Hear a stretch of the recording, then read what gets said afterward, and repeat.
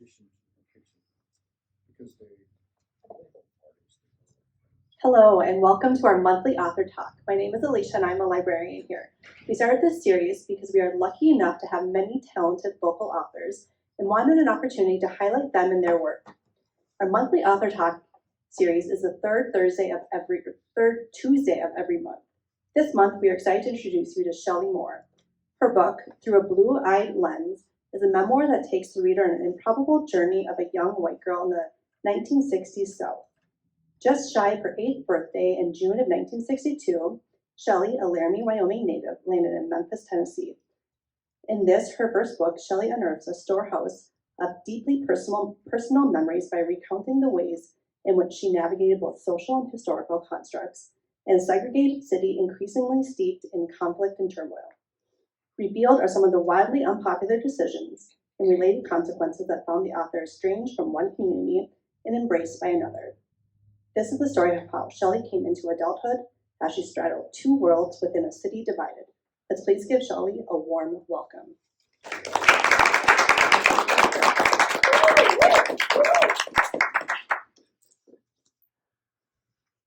Hi, thanks for coming out tonight. I really appreciate you being here.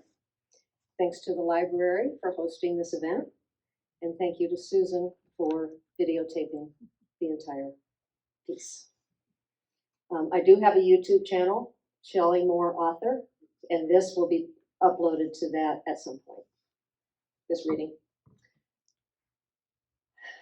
As a Laramie native and first-time author, I'm pleased to have this opportunity to share my work locally, and I look forward to your questions and comments following my presentation. This evening, I'm also really excited to present to the public, for the first time, the revised edition of my memoir, which features a new trim size, stunning new front and back cover designs, generous endorsements, and streamlined formatting. Both the original and the revised editions are available for purchase this evening. I like to begin my readings with this quote by L.R. Nost. Quote, "Tell your story, shout it, write it, whisper it if you have to, but tell it. Some won't understand it, some will outright reject it, but many will thank you for it." Unquote. There's a lot going on in this book. I'll try my best to inspire curiosity without spoiling the read. For context, I'll share a bit of family background. My parents, Sonia and Jerry, met in the early 50s in high school. Our family's unlikely trajectory was set in motion by my parents' desire to put Laramie in their rearview mirror, which they did in 1956 before I turned 2. As young parents of 3, they saw my dad through undergraduate studies at UW, graduate studies at Georgia Tech, and his positions with the cities of Wichita and Memphis.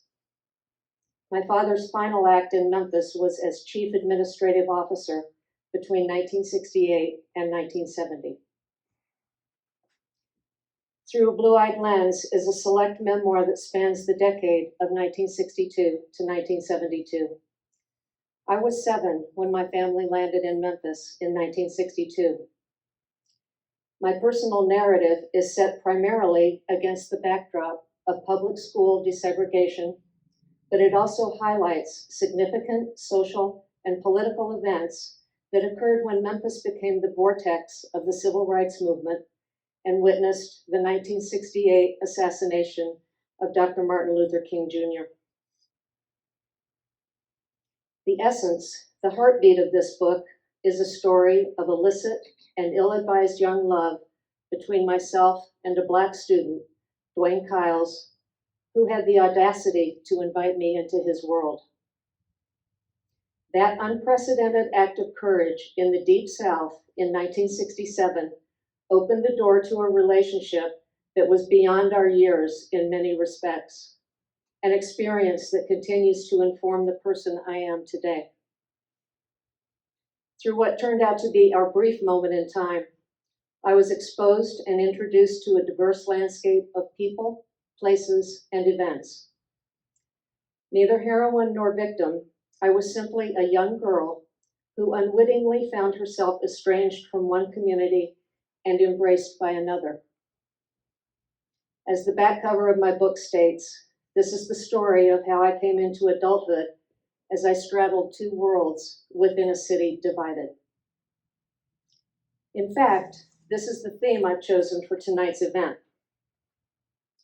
I not only straddled the line between the white and Black communities when I was a teenager, but I also continue to straddle the line between the two very different worlds of Memphis, which is majority African American, and Laramie, which is not.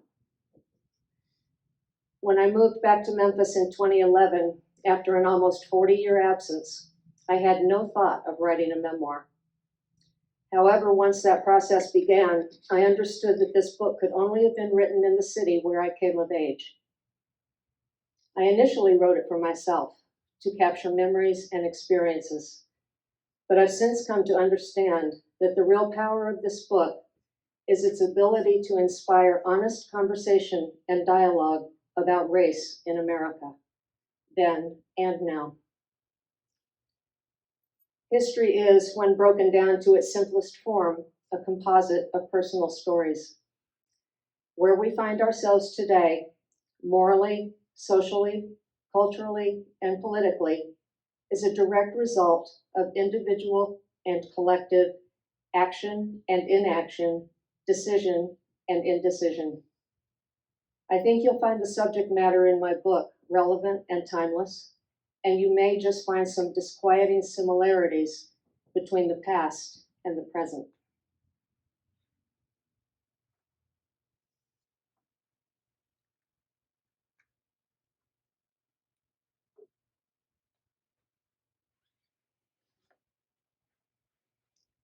In writing this book, it would have been much safer and simpler for me to make claims backed up by data and dates.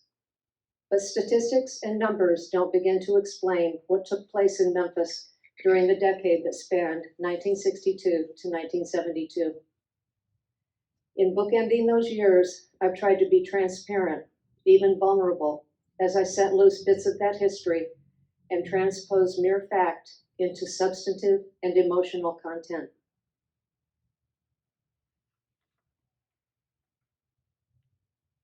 The 1960s and 1970s witnessed a Memphis moment, an instance illustrated by unique relationships, interactions, and events. I was there by a twist of fate, not by choice. My part in that chapter of history is but a microscopic blip, its only significance being the interconnectedness of people, place, and time. I don't know how it feels to be anything other than a white woman. I grew up a privileged white girl in an extremely segregated and racist environment. I feel so very fortunate to have spent 10 of my most formative years in Memphis, where I was confronted with choices about how to respond to that landscape. I was faced with options about how to address people, how to refer to people, how to shape my world, and who to include in that sphere. I ended up making different choices than most of my white peers. Not necessarily better, different. Because of those decisions, I learned at an early age how it feels to cross lines, to challenge perceptions and assumptions, to make wildly unpopular decisions, and to face unsettling and unpredictable consequences.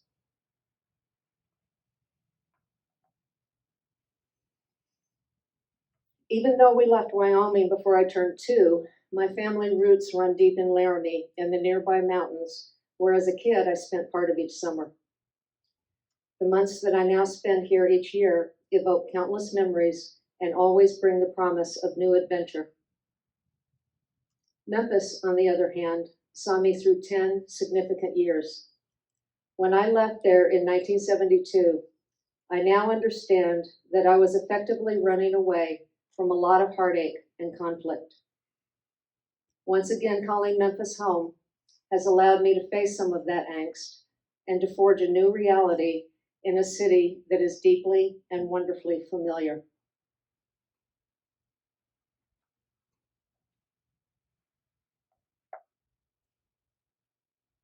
In June of 1956, the 5 of us said goodbye to a score of family members. Loaded into our 2-door Chevy coupe, we drove away from the majestic Rocky Mountains, headed toward the rolling grassy plains of the Midwest, onto the smothering humidity of the Delta, and finally to the big city of Atlanta. Landing on Lucky Street, in a 2-story public housing apartment complex, we were met by indecipherable southern drawls and unfamiliar smells emanating from neighbors' kitchens. We were also introduced to unmitigated summer heat, with no air conditioning to temper the misery, and a Jurassic Park-like community of cockroaches that seemed to be everywhere, especially under bare feet. Sonia reflects that, quote, moving to Atlanta was like entering a foreign country, unquote. I'm not sure she felt so lucky.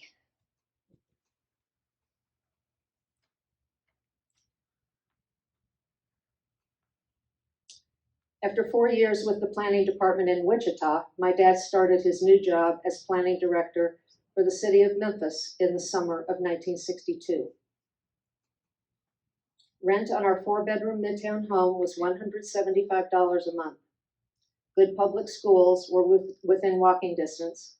My folks' church of choice was nearby, and the house was situated in, arguably, one of the city's loveliest older neighborhoods.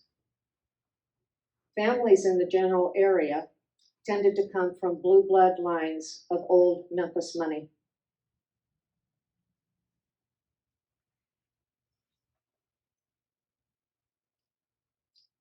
My siblings and I went to public schools, while most of the other kids on our street were enrolled in elite private academies. Defined by their socioeconomic status, our neighbors were dropped off at the same schools that for decades had educated many of their family members. Women in our neighborhood were involved in charitable community efforts and country club activities. Theirs was a life of relative leisure, a traditional role for white Southern women of means. Cocktails in hand and dressed in flowing caftans, women on our street could be seen strolling between houses on warm evenings. If my mother thought Atlanta was a foreign environment, our Memphis neighborhood must have felt like an alternate universe.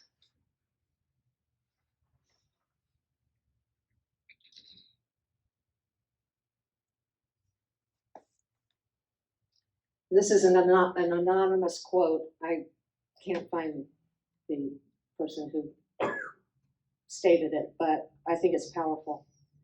Quote, as a woman in the South at that time, you either had a maid or you were one.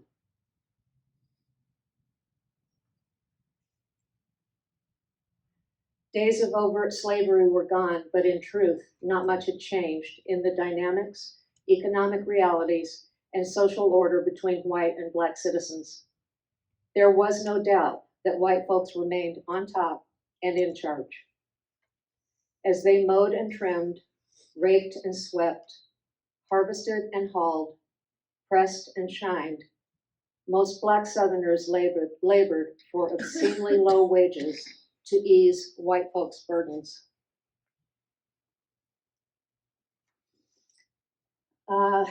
I'll preface this next piece with the following.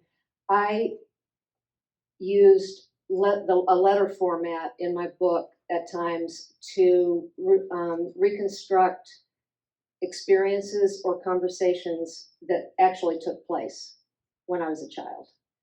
And this is one of them. And it's written to a maid who worked across the street in my best friend's house. Dear Maddie, you are the first Black woman I've ever known. In pristine white uniforms and worn shoes, you work in a house across the street from us. 5 long days a week, riding a series of city buses to and from work, you leave your own children in the care of your mother. I know that you're never picked up or dropped off at your house, but sometimes when it's raining, the lady you work for fetches you from the bus stop. Every time, I watch you climb into or out of the back seat of her car. Always the back seat. You have dedicated your waking hours to the well-being of that white family, and I'll bet they don't even know your kids' names or where you live. At day's end, you wearily trudge back to the bus stop to begin your long journey home, to take care of your own. One day, I think I'll appreciate my front row seat in all of this and understand what I was witnessing. When I'm older, I'll surely have a different perspective on the age-old intersection of Black lives and white privilege.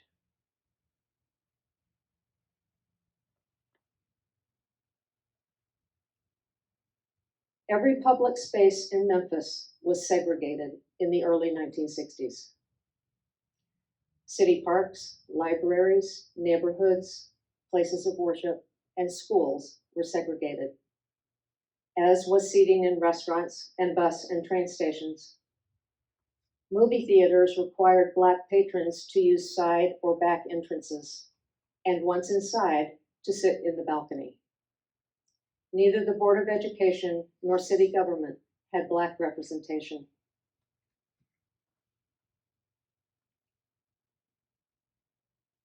Conjuring images of controversial patterns of segregation and inequality makes us uncomfortable, regardless of our personal vantage point or set of experiences. For some, those reminders demand that we never forget, that we connect the dots between the past and the present. For others, the discomfort signals that it's time to simply move on.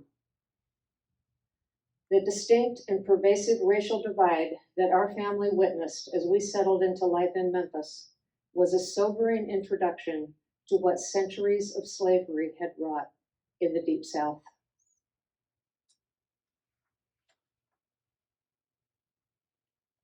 How and why my parents organically evolved into liberally progressive people remains a question that will probably never be satisfactorily answered. They claim that there was no intellectual or academic exercise involved in the evolution of their socio-political beliefs and related lifestyle. It's simply who they were and how they raised their children. There was no family mission statement about who we would welcome into our lives and into our home. We kids understood and were witness to the fact that our door was open to everyone, regardless of race, nationality, religious belief, sexual orientation, or political leaning. That was a big deal in Memphis, Tennessee in the 1960s.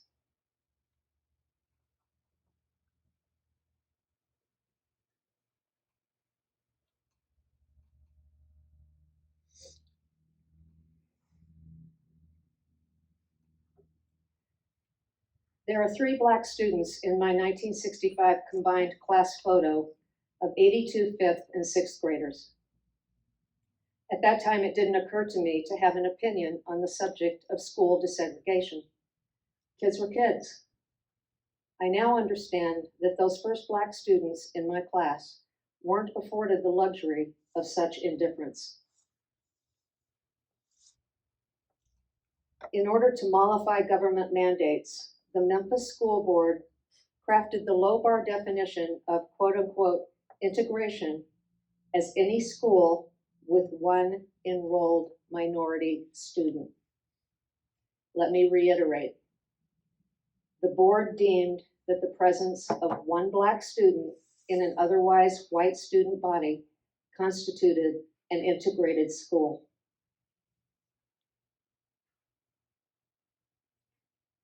When public school desegregation seemed unavoidable, kids in our neighborhood and thousands of their white peers already safely embedded in private schools were joined by a tidal wave of new enrollees.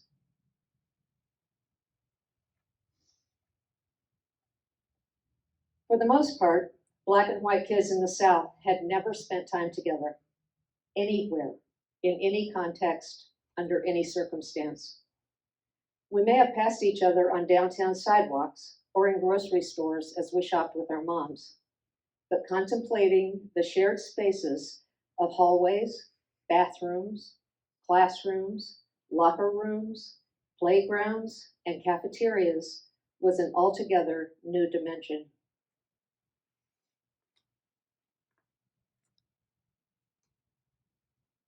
My peers and I lived through, in fact embodied, the transition to desegregated schools. We witnessed the good, the bad, and the ugly of that march, however imperfect, toward greater equality. We were given a tremendous opportunity to expand our horizons in ways that went far beyond lessons in the classroom.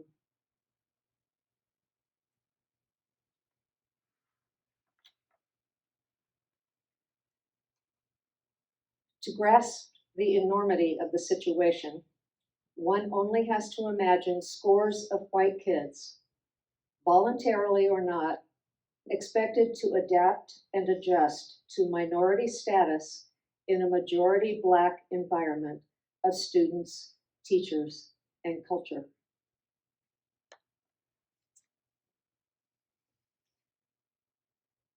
The experience of being quote unquote other can be fairly commonplace for people of color. Most of us white folk have never been the lone Caucasian in a conference room, swimming pool, or department store, at a bar, in a classroom, or at a party. Accustomed to, comfortable with, and smug in our majority status, we assume that the space we inhabit and how we occupy and define it is the norm. Even if unaware of doing so, we expect others to adapt, to figure out how to conform to our circumscribed world.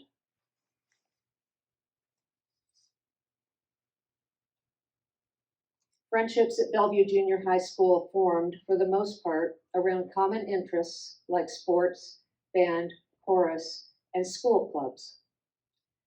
We were managing ourselves as a desegregated body, but there was little actual integration taking place as we took comfort in the safe harbor of our cliques and returned to our own worlds at the end of each school day. The very idea of breaching those racial boundaries on a broader social basis didn't enter most students' minds. Messing around with new friends at school within the parameters of sports or chorus was one thing. Inviting those friendships into the personal confines of home, family, and neighborhood, quite another. Ultimately, very few of us Black and white students at Bellevue walked through each other's doors, shared meals, or slept in each other's homes. We seldom met each other's parents or siblings, nor did we see movies together or swim in the same pool. There was no opportunity to dance with each other. The very concept of dating someone of another race was inconceivable.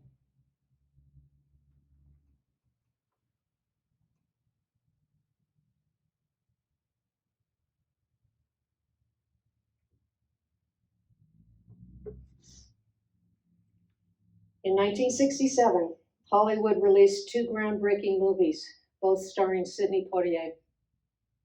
To Sir with Love and Guess Who's Coming to Dinner brought interracial crushes and relationships to the big screen, exploding conventional mores of the film industry. 1967 also brought sweeping, monumental changes to my personal life, a critical turning point that I never could have imagined. My life changed forever when that cinematic representation of Black and white romance came true for me.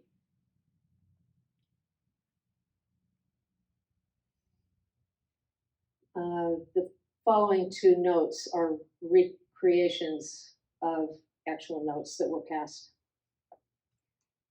Shelley, I know this note may surprise you, and I'm prepared for you to reject it out of hand.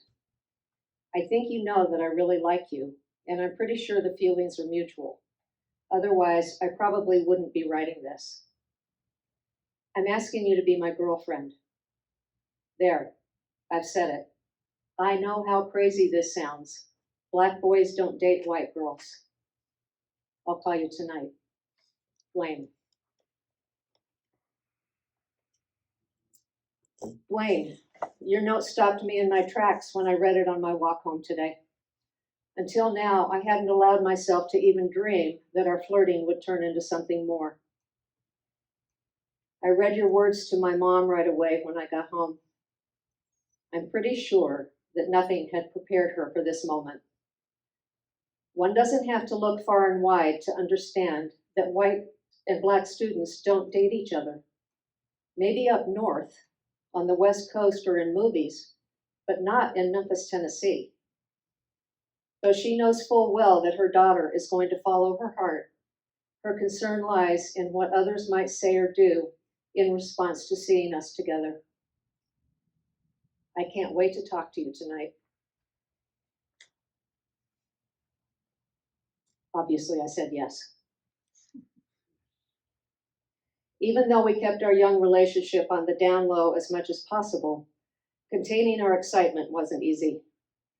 Too young to drive and too smart to flaunt, we spent our time together outside of school in each other's and friends' homes. On weekend nights, we went to parties. A lot of parties. With lights down as low as host parents would allow, we and our friends danced to a revolving selection of Motown, Atlantic, and Stax 45s.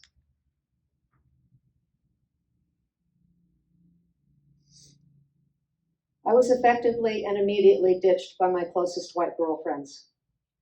Almost overnight, I became a pariah.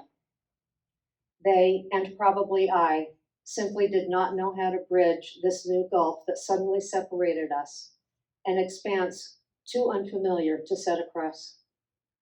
Quite literally, none of us had ever come face to face with this particular social construct. I tried to salvage some of those connections, but my white friends apparently couldn't abide my decision.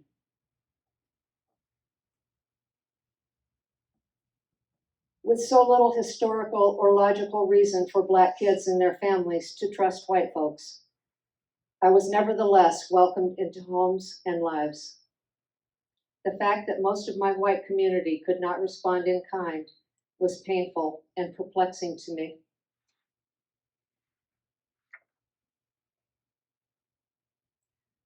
You might ask, what were we thinking? Well, quite honestly, we weren't. We were young, buoyed by naivete, audacity, and foolishness. The difference, and we knew it, was that there were inquisitive eyes and dark clouds casting a pall over us wherever we went. Yet, like most teens who believe they're impervious to danger, we couldn't begin to imagine the very real threats that lurked, or a vulnerability that went far beyond rude stares and denigrating verbiage. From our limited youthful perspective, bad things only happened out there somewhere, to other people, or on the big screen. But this wasn't Hollywood, and it wasn't make-believe. Although they were supportive of the decision we'd made, his parents and mine shared profound concerns about our safety, encouraging us at all times to make smart choices and to be attentive as we gathered. In those days, there were no cell phones for quick calls or apps with which to follow us through the city. Our folks had to trust that we would make good choices, that we would be left alone, and pray that we would always make it home safely.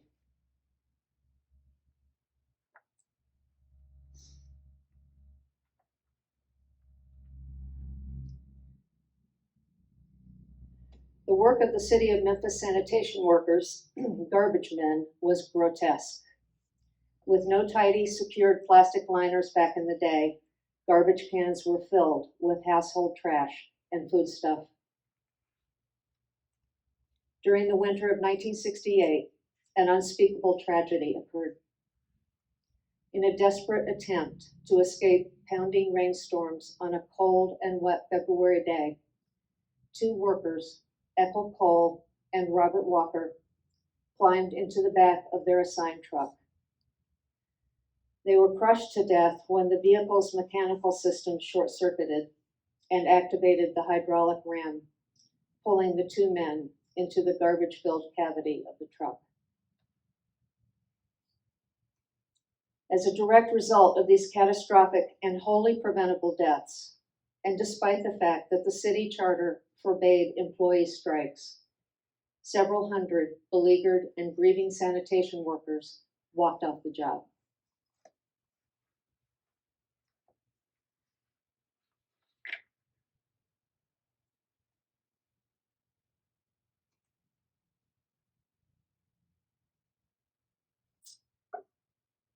After serving as planning director in Memphis for 6 years, my father accepted the appointment as chief administrative officer under Mayor Henry Loeb and was sworn into that position in January of 1968, 1 month before the sanitation strike began.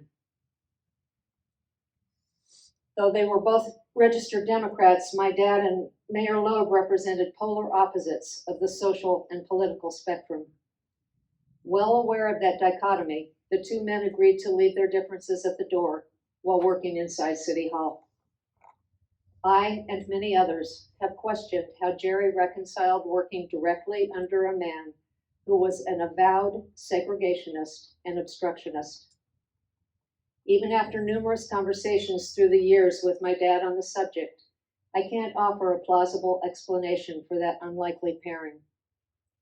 What does make sense to me is this. My father wasn't hired to be a Loeb loyalist. He was hired to work for the people of Memphis. Jerry had a job to do, and as a dedicated public servant, he made sure he did it well. It may be as simple as that. In February of 1968, Mayor Loeb found himself underwater, consumed by the strike. Just after my dad assumed the role of CAO, Loeb directed Jerry, just shy of his 34th birthday, to take the reins of all city departments until the mayor could regain control of his city. A city that was quickly unraveling amidst the divisiveness of the labor strike.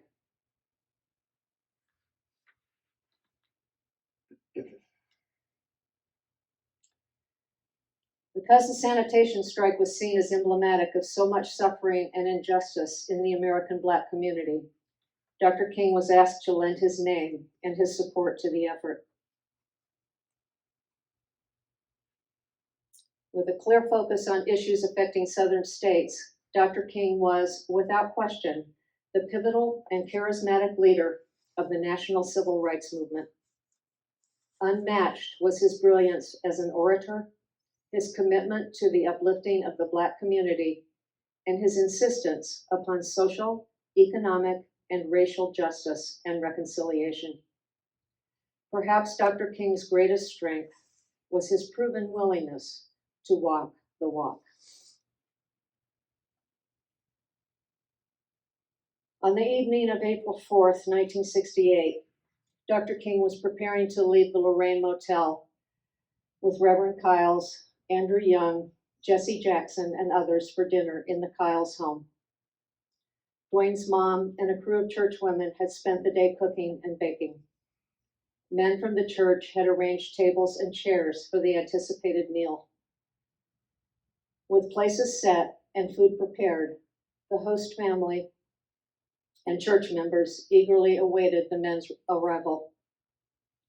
The group of men would not enter the Kiles house until very late that night, and Dr. King would not be among the guests. Martin Luther King Jr. was assassinated that evening, just after 6 p.m. on the balcony of the Lorraine Motel.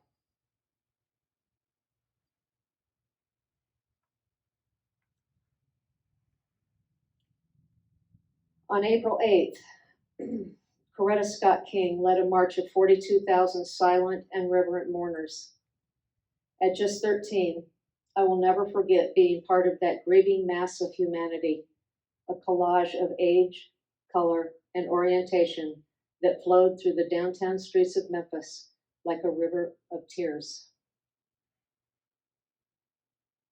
For better and worse, that labor strike and the assassination of Dr. King will undoubtedly remain the defining chapter in Memphis's documented history.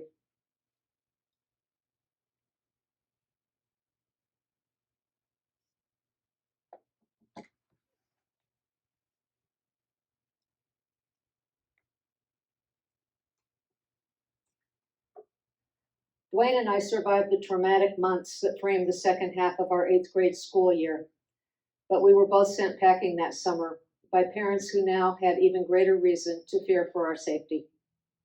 Our relationship invited too much scrutiny in a city at a racial crossroads. The shooter on April 4th has succeeded in driving an even deeper wedge between Black and white Americans. Distrust that had historically existed between the two communities now felt like an irreparable breach, and Dwayne and I didn't stand a chance.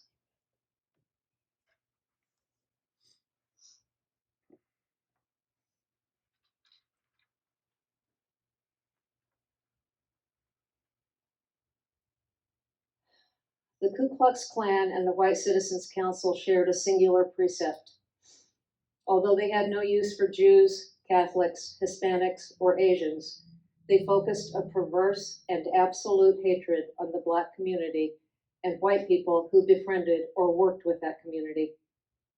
Their history of predatory and egregious behavior was defined by a wide swath of terror, particularly across the American South.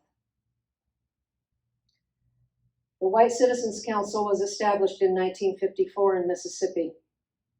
Its membership made up of white-collar businessmen. Their ranks included those who worked in banking, insurance, law, and medicine. Although its members didn't wear hoods and robes, the council, often acting as cover for the more overtly nefarious group, was closely tied to the Klan. The council was purportedly less violent than the Klan, but history has proven that factually untrue. Both organizations were unequivocally opposed to desegregation under any circumstance, be it in education, accommodations, or most significantly, in personal relationships.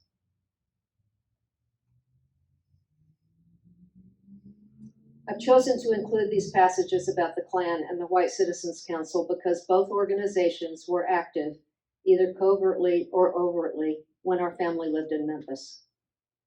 You'll have to read the book to learn the details, but I will share with you the fact that as a teenager, I was the target of a chilling threat leveled by the White Citizens Council. The platforms of those organizations are once again rearing their ugly heads. We all need to pay attention to the unsettling resurgence of the white supremacy movement. There is no upside to their messaging. That's my preaching for tonight.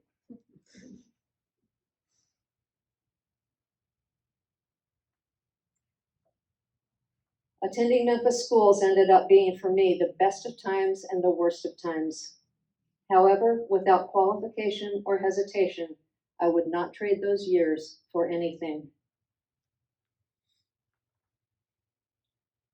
As Mary J. Blige sings, it's a wrap.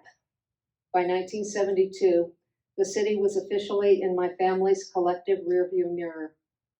Memphis was never expected to be on our radar in the first place. My father's career could have taken us anywhere. Boise, Petaluma, Bangor, Sarasota. But the call came from Memphis. Readers have wanted to know where life took me after I left Memphis. I have no intention of detailing those decades, but I will say this. For those familiar with G's Bend quilts, you'll understand the metaphor of my life as a patchwork assemblage, awash with color and texture, designed and constructed with precious few straight lines or right angles.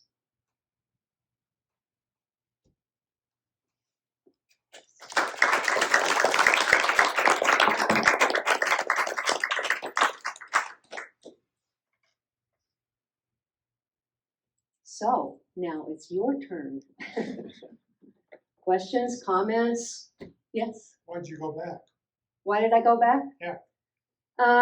Well, my brother and Bob and Susan, my brother and his partner, and I went to back to Memphis for a music festival and a barbecue festival in 2005. And that was the first time that I had spent any time in the city since 1972. And the only way I can explain it is I felt like I'd gone home. It was immediate, and it was strong, and it was undeniable. I knew I would live there again at that point.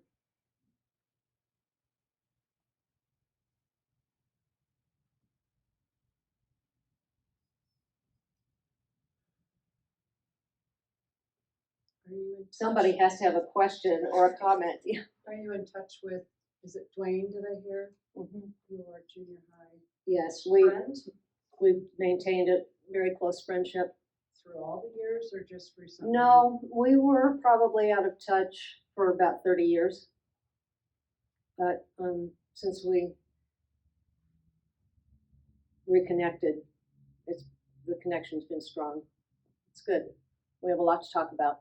Yes. He wrote quite a long piece in the book, as did other family members of mine and other schoolmates that I went to high school with and junior high school with, wrote pieces for the book, and they're very compelling. Yeah. I was kind of intrigued when I read the book about the coffee house that your mom and dad had. Uh-huh. And I'd like to hear a little bit more about that if you've got any memories of it. Oh yeah, I have a lot of memories of the coffee house. Well, the coffee house was started in '67. About them. And it was an ecumenical organization. People from different churches came together for the purpose of creating a safe space for young people to gather. Musicians, poets, writers, counseling went on within the coffee house. It wasn't the only coffee house in Memphis, but it was the only one of its kind, I think. And it was groundbreaking, I think, in a lot of ways, because of what it offered young people who really had no place else to go. And at that point, it was one of the few integrated social spaces in the city for teenagers. So from my perspective, that was invaluable. I mean, I loved having that place to go to, and it was like 3 blocks from our house, which made it very convenient. Yeah, it was a moment in time for sure. Do you want to add anything to that? As one of the creators? I just happened to tell somebody today that the church that we went to was a part of the Disciples of Christ, they're called. It's an offshoot of the Presbyterian Church. And so we had chosen that church, and we went to it as a family every Sunday, of course, and a lot more. And so when this all came about with these other churches, I went to the board meeting of the first of the Christian church in Memphis and put the idea in front of the board and asked them to join in and to provide some money. And I was voted down. And I couldn't even talk. I know I was crying. Anyway, and one of the men from the board came out to me and he said, if Jerry had presented this, it would have passed. And that was worse, almost, than what happened. So that's been on my mind today. Yeah, I don't know if you all could hear this, but the church we went to chose not to participate in the founding of the coffee house. There were a couple of people who ended up volunteering, as I recall, from the church, but the board didn't want to have anything to do with it. It was a little too liberal. Have you had any feedback from anyone in the Memphis community who you may have known or just random people in response to your book? Mm-hmm. I've done several readings in Memphis, and I've had a tremendous amount of response from people in Memphis. people who have just read the book or people who came to readings or whatever. And it's interesting to me, it's not surprising, but it's interesting to me that this book has resonated with the white community a lot more than it has with the Black community. And in general. And I think I understand that because it's a white voice sharing a white experience for the most part, except for a few, contributions from African Americans in my book. But I think I'm going to go way out on a limb here and just say that in a lot of ways, especially in Memphis, I feel like the Black community is tired of hearing white stories. They're focused on their community and what needs to happen there. And so I totally get it, but I have noticed that that's a thing. My former classmates, many of whom are Black, have all read the book. But other than that, I'm not aware of it reaching a wider Black community. And so what kind of response, I'm sorry. Was the music in Memphis a draw when you went back? What'd you say? Was Did you hear? Was the music in Memphis a draw when you went back? What's that? Was the music a draw when you went back? When I went back. Yeah. The music I grew up with has been a part of my heart and soul my whole life. So I would say yes, for sure. That was part of it. The Memphis music scene is incredible. And if any of you would like to come to Memphis, you have a place to stay, and I'm a great tour guide. But truly, the music scene down there is remarkable.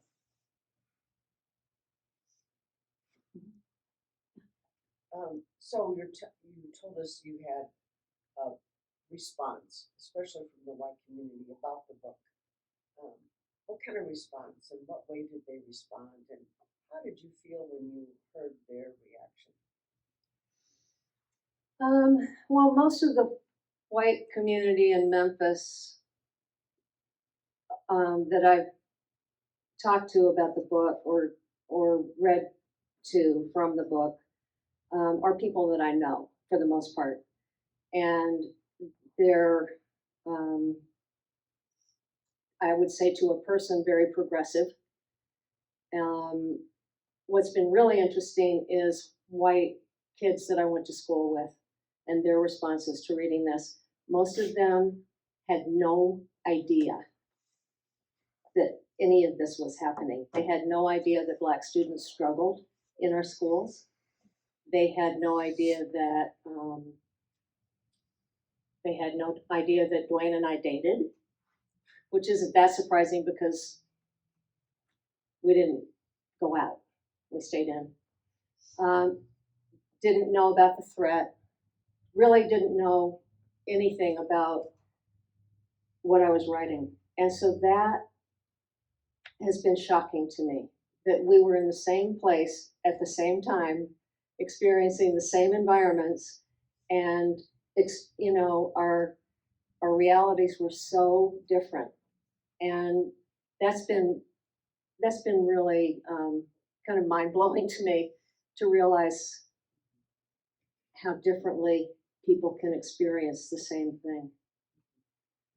So in general, no one, I can say this honestly, no one has criticized what I've written about. Not one person. Everybody has been moved by it, impacted by it, and appreciative of it. So. And do you think that when they were realizing that the realities were so different, did they seem now that they would like to make some changes in their own lives and in Memphis? I can't hear you, sorry. Did they seem that they might want to make changes in their own lives and in their own perspectives about how they were going to work in the community? I mean, I guess I'm thinking, for me, this book was really an agent of change in my own thinking as well. And so did it seem that they might get some impetus to go out and be a little more understanding and make a difference or no? The adults now, the former students that I went to school with, The ones that were so surprised yeah. that the realities were so different? Well, it's interesting because all of these, that whole group of now adults has leaned far left, which is really interesting. And they're horrified, mortified, some of them, at their ignorance of what was going on, but also really grateful to know. And so I think that's, for me, one of the most powerful things about my experience with the communities that I've shared the book with is to hear people's evolution on these issues, you know, and to hear where they've moved the needle in their personal lives. Not just because of the book, but in general. Yeah. Could you talk a little more about when you and Dwayne separated during that time and you realized this was not an easy relationship to continue? How did you handle that? How did he handle that? What happened with you guys? We handled it very differently.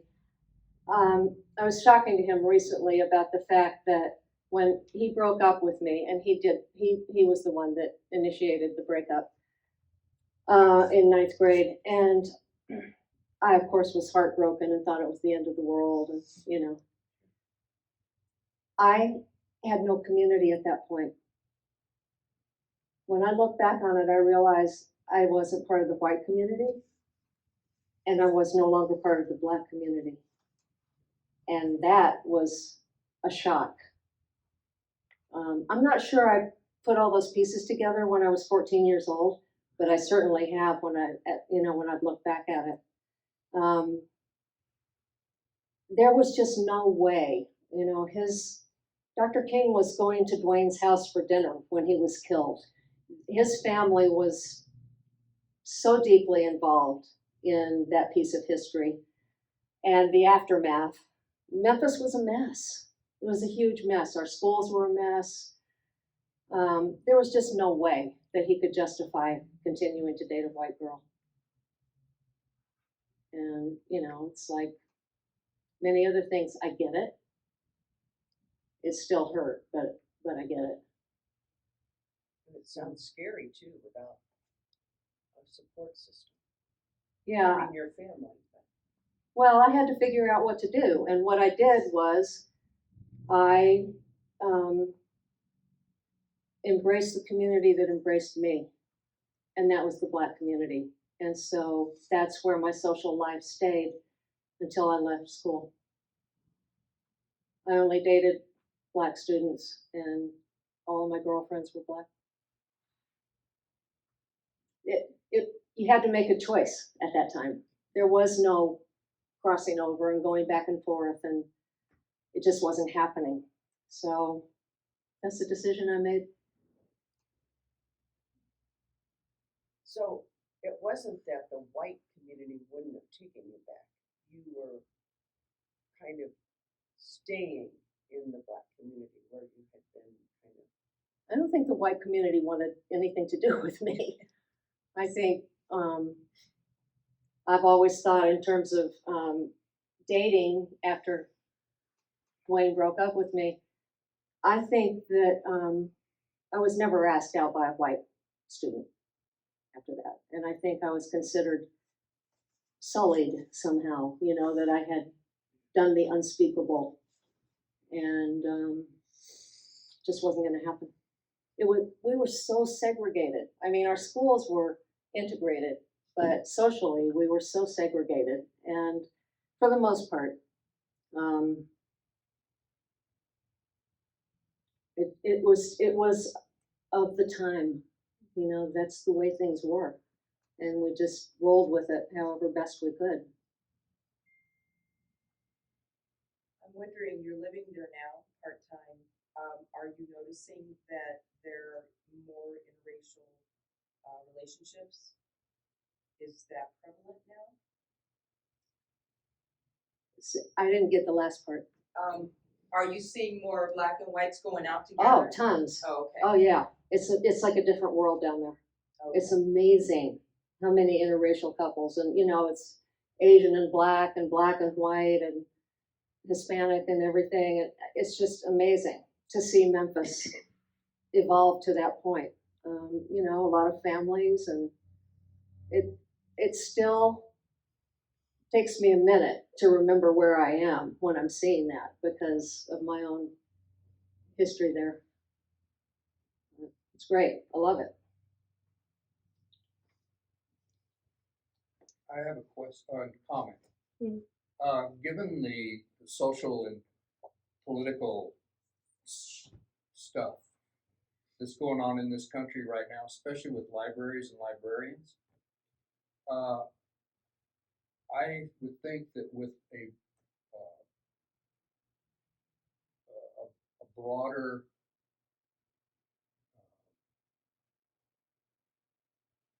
release of your book, say to, if it was published perhaps by a large publishing company and then ended up on library shelves across the country, that there would be places in communities and in states, given its subject and what you've written about, where it would be banned at this point. That would be great. I would love to have a publisher, but I'm not going to rewrite the book for a publisher. No, That's no, the point. I understand that, but that's theoretical. But given what you've written about, the new cover, the subject matter, I just would understand that there are places in this country today, more than 50 years after what you experienced growing up there, that it would be a book that would be banned and in some cases burned. Yeah. Well, what happened then has everything to do with what's happening now. So let's not forget that. Thanks, Alicia. Thank you. Thank you, Shelley, and thank you everyone for attending this month's Author Talk. Our next Author Talk will take place on July 18th. Paula Hunter will talk about Rough Ride, the first book in her Darcy Moreland mystery series. This book is set in Cheyenne during the Pro Rodeo Cowboy Association Rodeo. We hope to see you there. Have a good night, and please go have a snack in the back. Thanks.